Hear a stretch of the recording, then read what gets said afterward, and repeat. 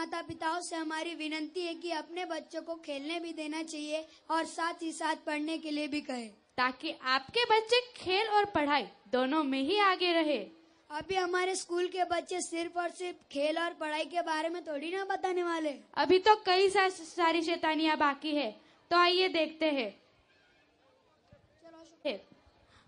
ऐतिहासिक मॉन्यूमेंट्स पे हम लोगों के नाम कुरेदे हुए पाते हैं और कई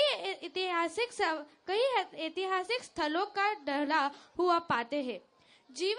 जिन मॉन्यूमेंट्स के लिए कई राजों ने, सम्राटों ने अथक परिश्रम किए थे, वो आज ऐसी स्थिति में पाए जाते हैं। तो आइए देखते हैं ऐसी अशोक सम्राट की कहानी जो एक स्वच्छता अभियान के ऊपर आधारित है। वो देखो सांची का स्तूप जो महान सम्राट अशोक ने खुद बनवाया था।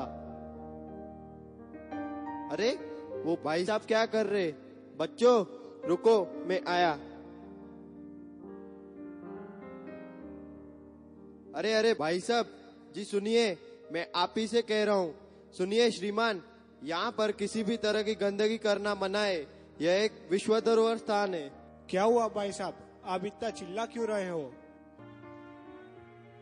भाई साहब आपने सुना नहीं कि मैंने क्या कहा? यहाँ पर किसी भी तरह की गंदगी ना करे। यह एक राष्ट्रीय संपत्ति है। अरे यार, मैं इतने दिनों बाद अपने काम से छुट्टी लेकर यहाँ पर मजे मारने आया हूँ और तुम हो कि मुझे यहाँ पर स्वच्छता का पाठ पढ़ा रहे हो। अरे भाई साहब आप सुनो तो सही, मैं आपसे क्या करना चाहता हूँ। अरे भाई साहब बताओ, क्या रखा है इन टूटी फूटी चीजों में या इमारतों में? जाइए आप यहाँ से और मुझे एंजॉय करने दीजिए। अरे भाई क्या होगा इस देश का? जब तक ऐसे लोग इस देश में होंगे तब तक भारत कभी स्वच्छ ही नहीं हो सकता। सर क्या हुआ, आप इतने नाराज क्यों हो? बच्चों तुमने देखा नहीं, वह व्यक्ति और देश के ऐसे कई सारे व्यक्ति इन सारी ऐतिहासिक जगहों को नुकसान पहुंचाते हैं। यह सब देखकर मुझे बहुत दुख होता है। सर तो क्या हुआ?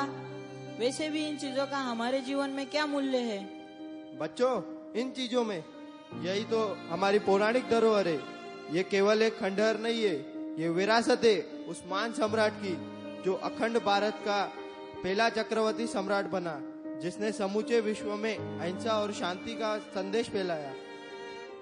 सर एक तरफ तो आप अशोक को चक्रवर्ती सम्राट कह रहे हो और दूसरी तरफ कह रहे हो कि उसने पूरी दुनिया में अहिंसा का संदेश फैलाया। सम्राट और युद्ध का तो बड़ा ही नजदीक का संबंध होता है। हाँ सही कहा तुमने। सम्राट हो और युद्ध ना हो, अशोक ने भी कई लड़ाइयाँ लड़ी। वो भी अन्य राजाओं की तरह ही अहंकारी और गुस्से वाला था, लेकिन मानता तो उन्होंने तभी दिखाई जब वे अहिंसा के मार्ग पर चले। सर प्लीज हमें अशोक सम्राट का पूरा परिचय बताइए। ठीक है चलो, मैं तुम्हें उनका पूरा परिचय बताता हूँ। ये महागाथा आरंभ होती है कलिंग विजयी भ्रमण कर अशोक का हृदय कैसे हुआ, ये जानने के लिए चलते हैं वर्तमान की सीढ़ियों से उतरकर उस कालखंड में जहां वो क्रूर चंड अशोक से धम्म अशोक बने। अहंकारी और अतिविश्वासी अशोक को कलिंग की सैन्य क्षमता का अनुमान नहीं था। परिणामतः कलिंग की सेना ने मगध सैनिकों को धूल चटा दी। सेनापति भीमदेव ने अपने सैनिकों के साथ मगध के सेनानायक को घेर कर मारा। शत विशत अवस्था में सेनानायक को भीमदेव ने कलिंग राज का चुनौती भरा पत्र देकर मगध भेज दिया, जिसमें सुगत्र को किसी भी मूल्य पर न लौटाने और शरणागत की रक्षा में सर्वस्व बलिदान कर देने की बात लिखी थी। पराजित सेनानायक की दुर्दशा में कलिंग राज के अपमानजनक पत्र ने अशोक की क्रोधाग्नि में घी का काम किया और 4 लाख सैनिकों, घोड़ों और हाथियों के साथ उसने कर दिया कलिंग पर आक्रमण।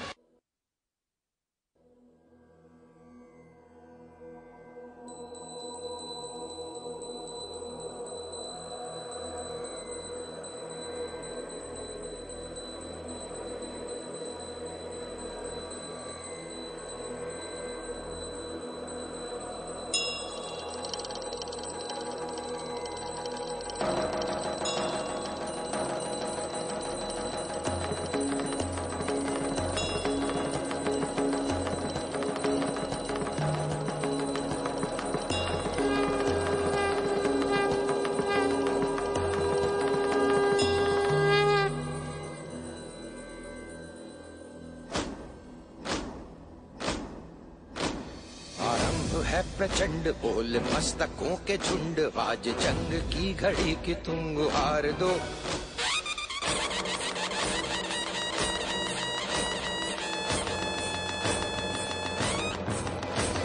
आरंभ है प्रचंड बोल मस्तकों के झुंड, आज जंग की घड़ी की तुम गुहार दो। आन शान या की जान का हो दान, आज एक धनुष के बाण पे उतार दो। आरंभ है प्रचंड बोल मस्तकों के झुंड, आज जंग की घड़ी की तुम गुहार दो। आन शान या की जान का हो दान, आज एक धनुष के बाण पे उतार दो। आरंभ है प्रचंड।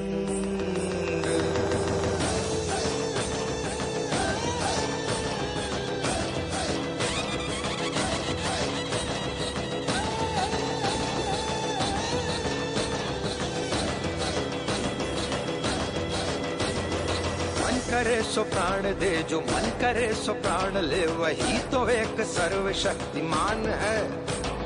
मन करे सो प्राण दे, जो मन करे सो प्राण ले, वही तो एक सर्वशक्तिमान है।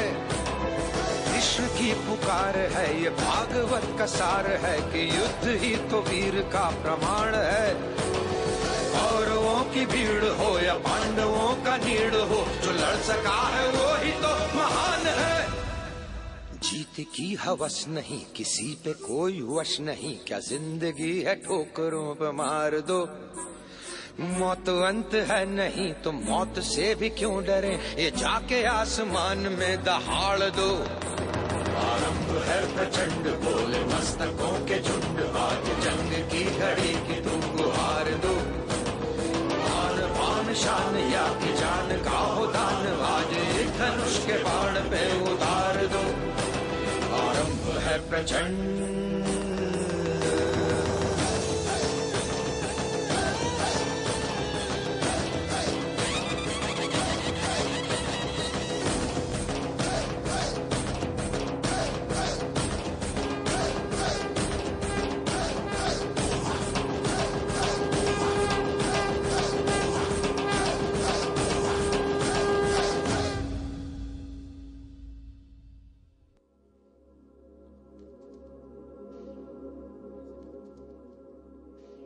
अरे ये कौन आ रही है और किनकी चित्कार है ये? सम्राट अशोक, कलिंग में व्यक्ति जिंदा है तब तक कलिंग तुम्हारा नहीं हो सकता। अब हमसे भी युद्ध करो सम्राट, हमसे युद्ध करो।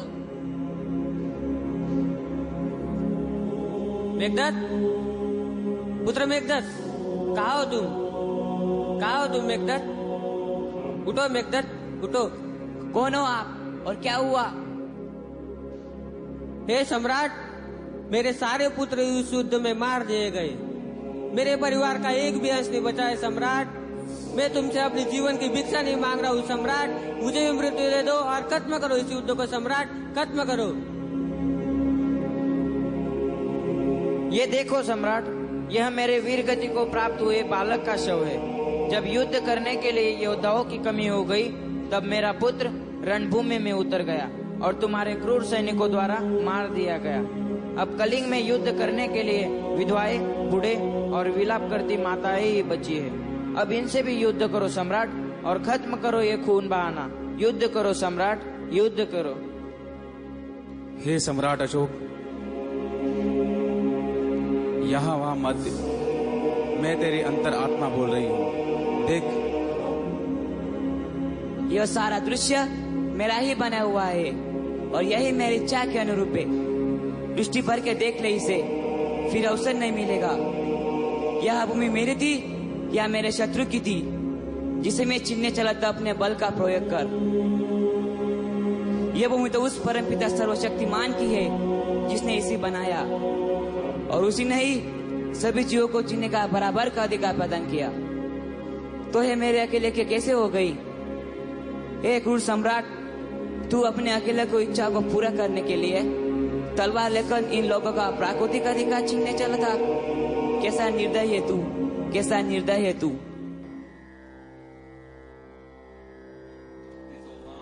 आप कौन हो महात्मा? आप कौन हो? इतने संवार और इतने रक्तपात में भी आप इतने शांत कैसे हो? क्या हुआ सम्राट? ये किस बात का पश्चाताप है तुम्हें? महात्मा, जब भी आंखें बंद करता हूँ तो चित्कार सुनाई देती है। विलाप करते विधवाओं की, उत्कार देते सैनिकों की और तांडव करते मृत्यु की। और जब भी आंख खोलता हूँ तो इस रक्त से भरी इस भूमि पे मरे हुए सैनिकों का शव गिरा हुआ दिखता हूँ। हे सम्राट, मानव की इच्छा ही उसके दुख का कारण होती है और इन इच्छाओं को पूरा करने के लिए वो जो कार्य करता है वही कार्य उसे दुख के पथ पर ले चलता है। सम्राट, तुमसे भी यही गलती हुई है। अब किसी क्षण का विलंब न कर और मार्गक्रमण कर विश्व शांति और अहिंसा के मार्ग पर। कैसे महात्मा, कैसे? चिंता न कर सम्राट, हम ले चलेंगे तुम्हें उस मार्ग पर जहाँ अपाप शांति और प्रेम हो। बच्चों, और इस तरह सम्राट अशोक ने धर्म और शांति का मार्ग अपनाया। बौद्ध धर्म की शरण में गए। तथागत बुद्ध के अहिंसा के संदेश को संपूर्ण विश्व में फैलाने के लिए अपने पुत्र महेंद्र और पुत्री संघमित्रा को अलग अलग दिशाओं में भेजा। कई बौद्ध विहार और स्तूप बनवाए और शिलालेख बनवाए। हमारा राष्ट्रीय प्रतीक सिंह स्तंभ अशोक चक्र सम्राट की ही देन है। तो बताओ, क्या इन ऐतिहासिक धरोहरों का संरक्षण हमारा कर्तव्य नहीं है? जरूर सर, हम प्रतिज्ञा लेते हैं हमारी धरोहर को कभी गंदा नहीं होने देंगे। अपने देश में हमेशा सफाई और स्वच्छता बनाए